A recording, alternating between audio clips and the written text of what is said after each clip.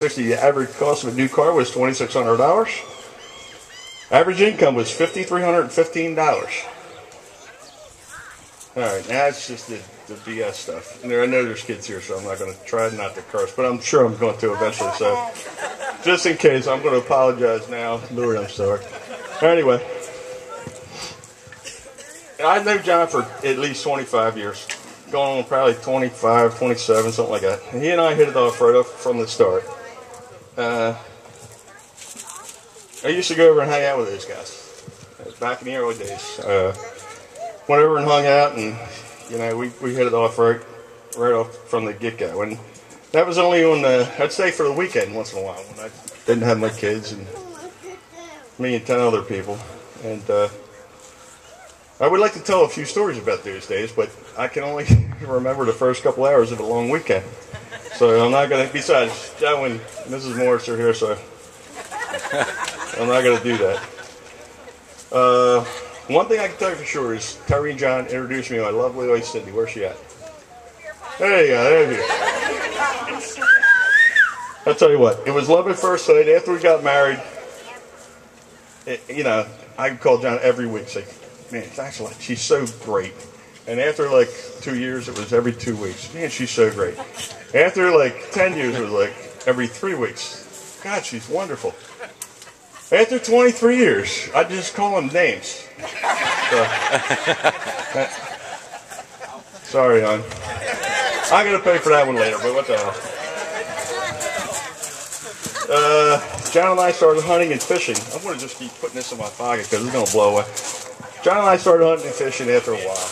It was one of those, you know, he and I just, we just hit it off. And I just said hunting one time. He was like, okay. You like to fish? I was like, okay. It wasn't long before he and I started hanging out all the time. And I want to tell you a few stories here, a few quick stories. Well, actually, they're not that quick, but what the heck. I can remember, I remember one time, oh shit, where's my props?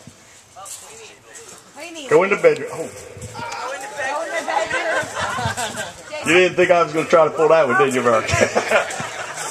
Oh, man. Anyway, John and I were supposed to go pheasant hunting early one morning. And when John finally got to my house, he was like, laughing like a serial killer.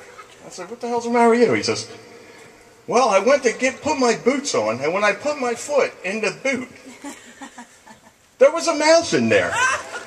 He said, I ran out of there like a 12-year-old schoolgirl. And I was like, all right, well, that's cool. Ran like hell. And now we're going to go hunting, right? Now you got a gun, so thank God you didn't shoot your foot off. And one day, John called me up. He said Terry was pissed because we used to take John's dog, Hannah, out hunting all the time. And the dog would come home and its belly would be all tore up. And John says, I got a great thing. It's a vest. You put the vest on it, and the dog will, you know, no problems with the belly or nothing.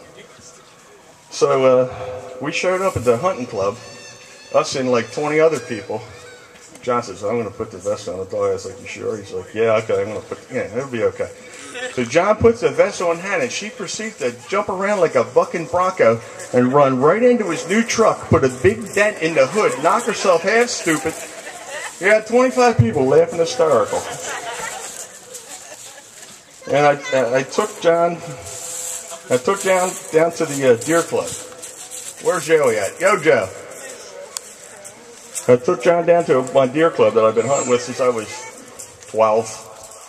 I said, we're going to go out there and hunt. And John told so many jokes that all the deer would run back to the other way because everybody in the tree stands would be laughing so hard the deer would run the other way. And we got John's first deer, I think. Joey, where you at?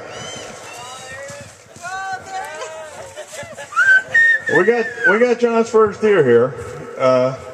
That's our first guest here. It's coming here. And we got this mounted exactly as John shot it. It was funny because when the deer jumped up, it jumped in front of me.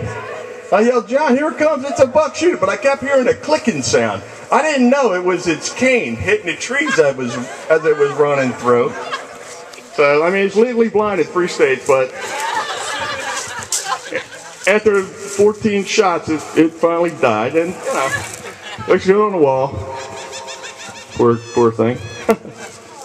Oh my! And there was a time John and I went striper fishing, and it was bad. It was so rough. There were waves breaking over in front of the boat. Neither one of us wanted to even be there, but we went out anyway because neither one of us wanted to say, "I don't want to go." So we went out striper fishing, and we were coming in. We caught a couple of fish, and we were coming in. And the waves were breaking over the front of the boat. It was so bad. It was as rough as I've ever seen it in my whole life. And John looks at me, and he says, "This is just like the perfect storm," which is not exactly what I wanted to hear. I was like, "What do you mean?" He says, "Well, the waves are breaking over and everything." He says, "You want to be George Clooney or Marky Mark?" I said, "George Clooney or Marky Mark? What the hell's..." I said, "Well, which one lived?" He said, "Neither one." I said, "I don't want to play this game." And now I want to tell this quick story, famous last words, about the time we went out to we went out in a fishing tour.